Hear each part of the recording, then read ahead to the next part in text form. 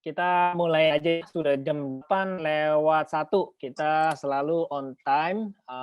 Thank you semua para speaker yang hari ini sudah bisa meluangkan waktu bersama-sama di akhir tahun. Ini jadi acara online kita yang terakhir di akhir tahun bersama dengan kakak-kakak, coaches-coaches di sini yang saya kira ini topik juga yang belum banyak terlalu dibicarakan, walaupun di beberapa camp sendiri, sekolah-sekolah tenis tertentu memang sudah cukup lazim ya, tapi kiranya ini juga bisa jadi pengetahuan buat rekan-rekan semua yang mendengarkan di sini, apalagi dari orang tua gitu ya, dari orang tua murid yang memasukkan anaknya, terutama kalau anaknya itu punya sesuatu yang ekstra di dalam tenisnya. Jadi setidaknya mempunyai opsi-opsi apa saja di depan yang bisa menjadi pemikiran masing-masing. Juga tentunya para coaches. Di sini makanya ada Coach Paul di sini. Halo, Coach. Coach, oke, hai. Yes, mantap. Yes. Nah, Coach Paul di sini salah satu dari speaker kita yang saya kira cukup punya banyak cerita nih untuk bisa berbagi sama kita. Saya mungkin kenalkan sedikit deh, Paul lama juga di US ya, melatih di sana, lalu juga sempat ke China ya, benar ya Paul ya. Mungkin ceritain sedikit deh, apa sih apa saja yang selama ini dilakukan waktu di US, role-nya bagaimana dan bagaimana di China juga. Jadi bisa lebih jelas dari diri yourself sendiri. Oke, saya waktu itu pergi ke US waktu high school ya, tahun 84 mungkin. Sudah lama banget sih. Setelah itu saya went to university sampai tahun 90 dan langsung mengajar tenis. Itu mulainya saya pertama-tama mengajar tenis itu di Jacksonville, Florida. That was my first job actually. Tapi sebelum-sebelumnya pernah ngajar sampingan lah ya, kalau summer selama waktu aku di sekolah. Tapi mulai full time jobnya tuh mulai di Jacksonville. Terus tahun 96 saya mendirikan akademi sendiri di Delray Beach. Itu namanya International Tennis Academy. Dan itu it's a full boarding program. Jadinya pemain-pemain kita dari all over the world ya. Dan dari tahun 96 sampai 2008. Dan itu kalau akademi yang di Tennis Academy yang di Florida tuh is very intense ya, very intense, dan kita fokus untuk lebih untuk mendevelop professional players. Oke. Tadinya begitu. Menuju ke arah pro ya. Tapi selama saya di Florida itu kenyataannya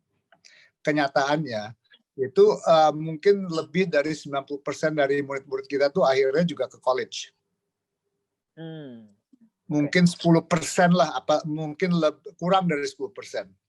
Itu bisa menjajaki ke dunia profesional. Oke. Dan itu belum tentunya masih banyak yang gagal juga sih situnya. So, jangan ceritain dulu ya sekarang. Ini introduction dulu aja. Oke. 2008 terus saya pulang ke Indonesia mendirikan Sportama.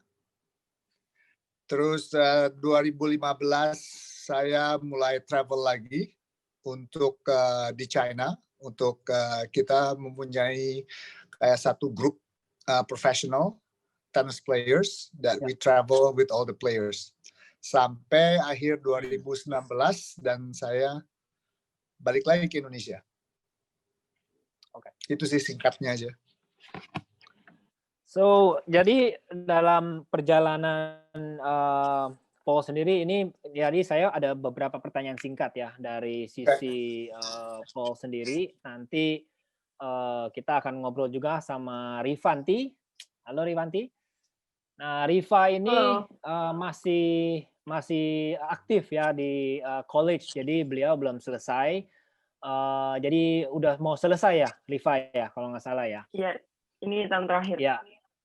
Nah, ini tahun terakhir. Jadi kita juga mau dengar pengalaman Riva sendiri ya. Jadi dari sisi coaching, dari sisi coach melihat banyak pengalaman bagaimana di lapangan. Lalu Riva sendiri yang saat ini masih aktif dan melewati semua proses tersebut. Dan tentunya dari Lauren ya, Lauren beliau juga punya pengalaman ketika sekolah di coach college tennis juga ya. Ya, betul. Lauren.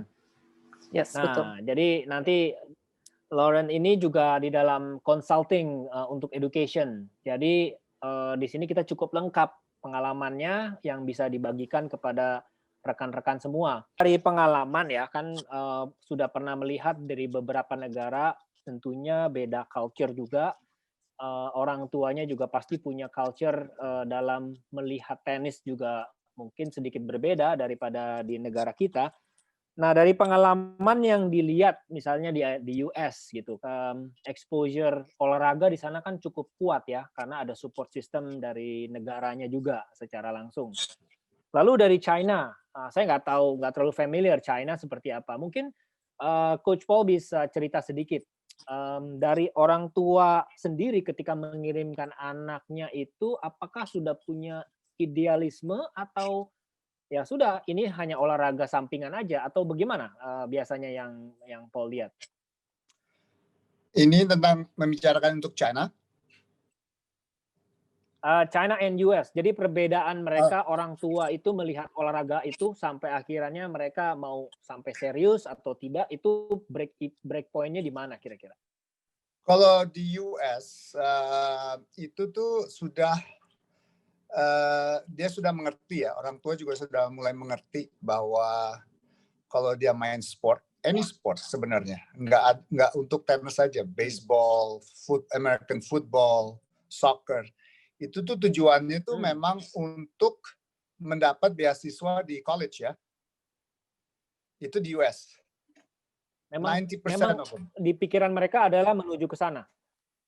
Ya, pikirannya udah menuju ke sana.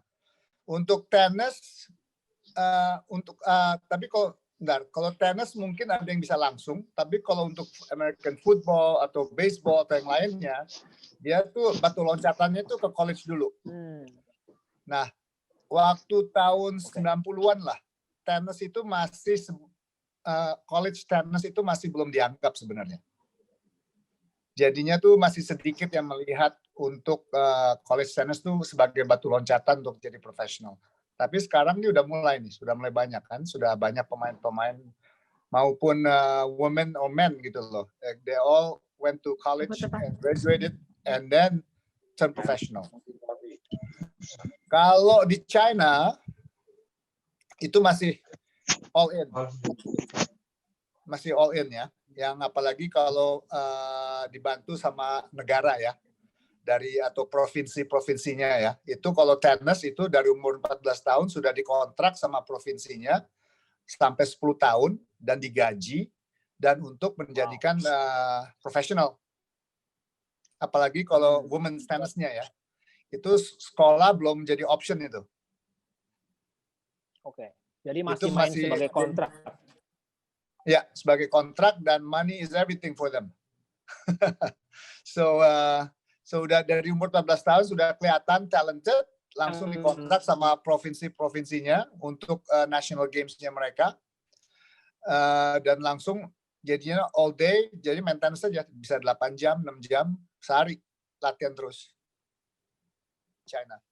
Kalau China is all in, jadinya sekolahnya tuh kadang-kadang nggak sekolah juga.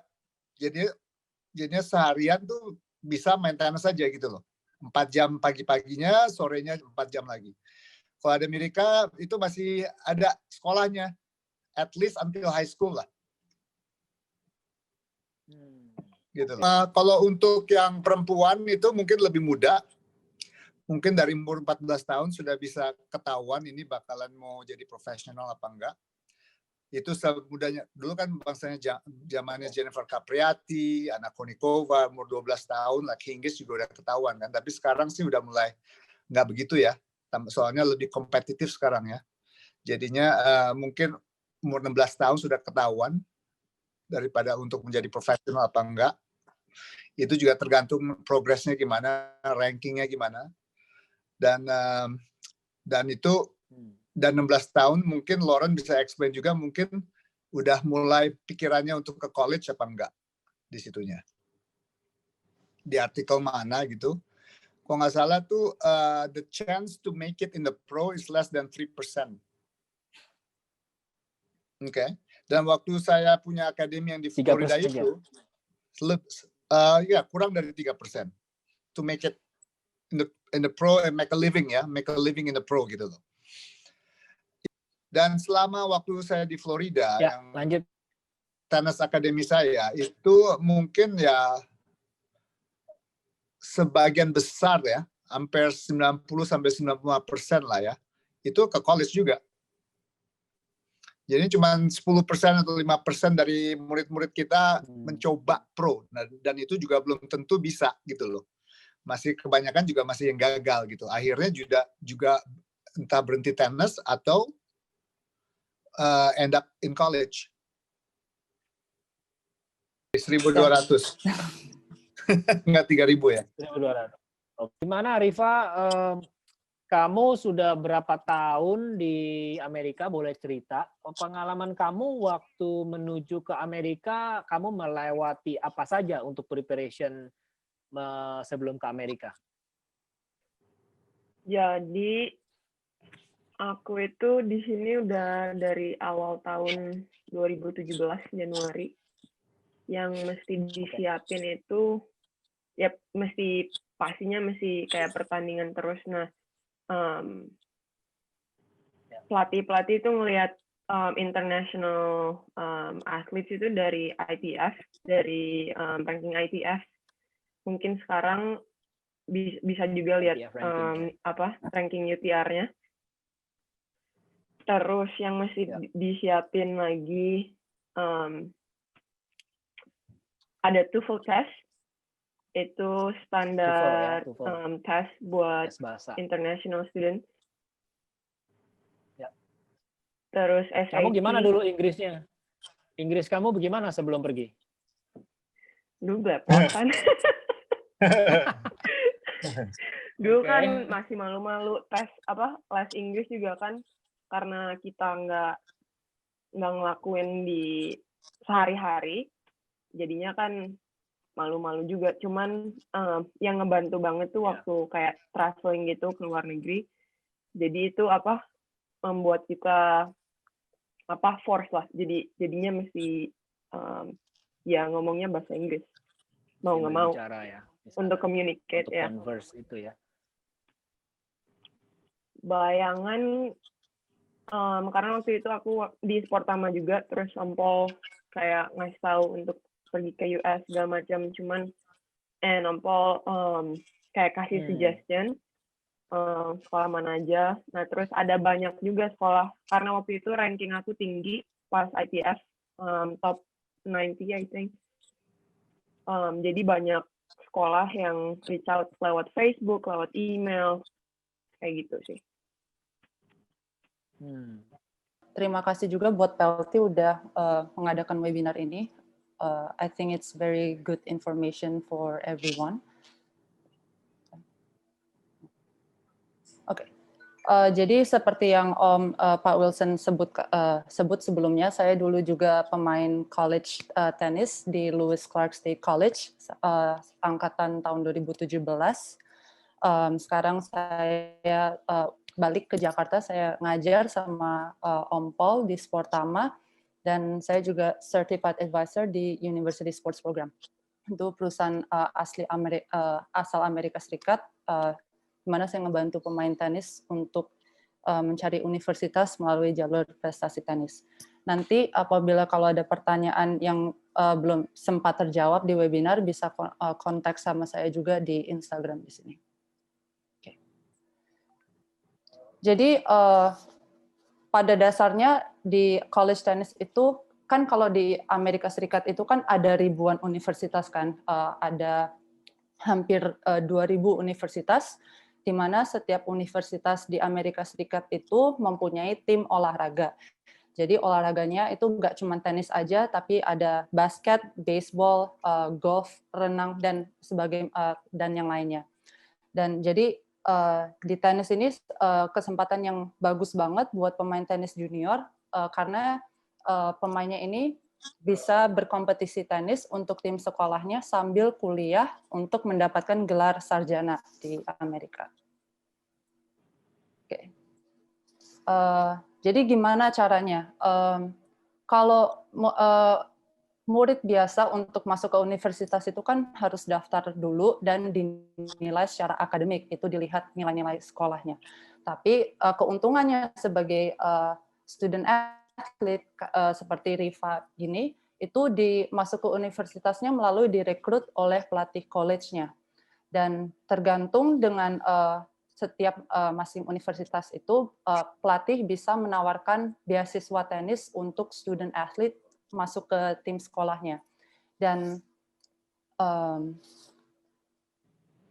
pelatih college itu mencari pemain tenis dari seluruh dunia, nggak terbatas dari Amerika Serikat saja. Ya, jadi seperti yang disebut tadi ada 1.200 sekolah yang memiliki 1.700 tim tenis. Ini berdasarkan dari ITA. Dan hampir saat ini tercatat hampir ada 20.000 pemain tenis yang main college di US. Dan yang perlu diketahui oleh para pemain dan orang tua pemain adalah mengerti perbedaan setiap universitasnya di Amerika Serikat. Jadi setiap tim college itu terasosiasi satu dari 3 asosiasi tersebut, yaitu NCAA, National Collegiate Athletic Association, NAIA, National Association of Intercollegiate Athletics, and NJCAA, yaitu National Junior College Athletic Association. Bedanya, kalau NCAA itu asosiasi paling besar di Amerika Serikat dan sudah paling lama juga. Dan biasanya universitas yang terdaftar di NCAA itu adalah sekolah-sekolah yang besar, sekolah public university-nya Amerika. Dan di NCAA itu dibagi 3 divisi, 1, 2, dan 3. Perbedaannya adalah divisi 1 itu memiliki dana yang paling besar dari sekolahnya untuk mendukung tim olahraganya. Sehingga tim sekolah yang terdaftar di divisi 1 itu pelatihnya bisa memberikan beasiswa lebih banyak dibanding divisi yang lainnya. Kalau NAIA itu biasanya sekolah yang terdaftar itu biasanya sekolah swasta, sedangkan kalau NJCAA itu adalah sekolah community college. Jadi biasanya murid datang ke community college itu cuma 2 tahun untuk mendapatkan gelar diploma, jadi bukan sarjana. Jadi disebutnya associate degree selama 2 tahun. Nanti kemudian setelah selesai, murid tersebut bisa transfer ke universitas lain untuk melanjutkan gelar sarjananya. Dan tim college tennis itu formatnya beregu dan biasanya itu pertandingannya itu dimulai dari 3 double, 3 doubles, kemudian dilanjutkan dengan 6 singles. Makanya biasanya setiap tim tenis di college itu memiliki minimal 6 pemain untuk melakukan pertandingan tersebut. Oke, seperti yang tadi Rifa sudah sebut, pelatih college itu mencari pemain melalui UTR atau ITF ranking untuk selain dilihat juga untuk levelnya seberapa dan juga hasil turnamen pemain tersebut. Dan pada umumnya pelatih college itu selalu mencari pemain baru setiap tahun. Dan ada aturan tersebut untuk NCAA Divisi 1, pelatih college itu tidak boleh ada kontak secara langsung dengan pemain sampai pemainnya itu masuk kelas 2 SMA, yaitu 2 tahun sebelum lulus SMA, baru pelatih college-nya bisa kontak langsung dengan pemain. Persyaratan college untuk masuk US college lainnya yang seperti tadi juga Riva udah sebutin itu harus ngambil tes TOEFL karena kita sebagai mahasiswa internasional untuk di Amerika itu harus membuktikan kalau kita bisa bahasa Inggris gitu untuk masuk ke kuliahnya. Dan selain itu sebenarnya sebagai pemain tenis kita juga dinilai secara akademiknya gitu. Jadi pelatih college bakal butuh ngelihat nilai-nilai sekolah kita dari kelas 3 SMP sampai kelas 3 SMA gitu. Dan selain nilai-nilai itu kita juga harus melakukan ujian masuk ke universitasnya, yaitu nama tesnya itu SAT dan atau ACT. Ibaratnya kalau di Indonesia mungkin untuk masuk universitas tuh harus ngambil ujian SBMPTN gitu. Siapa aja yang main college tennis? Berikut adalah beberapa contoh dari pemain-pemain profesional yang juga telah menjalani college tennis atau sedang menjalani. Dari Indonesia sendiri udah banyak sebenarnya selain Rifanti, saya sendiri, Ompol, dan juga Aldila sudah main college tennis di University of Kentucky dan juga Justin Barkey yang timnas Indonesia sekarang juga main college tennis di Princeton University. Okay. Kenapa saya encourage pemain tenis junior untuk consider college tennis? Karena yang saya yakin bisa bilang dan juga Riva sama Om Paul bisa back me up that college tennis itu pengalaman yang istimewa banget karena selain bisa berkompetisi tanding tenis secara kompetitif, kita juga bisa mendapatkan pendidikan untuk dapat gelar sarjana. Dan hal-hal kecil lainnya ya pergi ke tempat baru dan juga ketemu banyak orang-orang baru yang bisa that leads to opportunity yang baru lebih banyak lagi di sana gitu. Jadi gimana persiapannya untuk college tennis?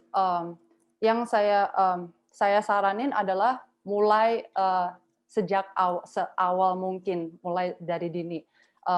Kalau bisa, kalau dari kelas 1 SMA atau lebih awal, itu yang bisa dilakukan adalah mulai dengan research, yaitu research tentang nama universitasnya, research tentang lokasi universitasnya, dan juga perlu banget nge-research biaya kuliahnya.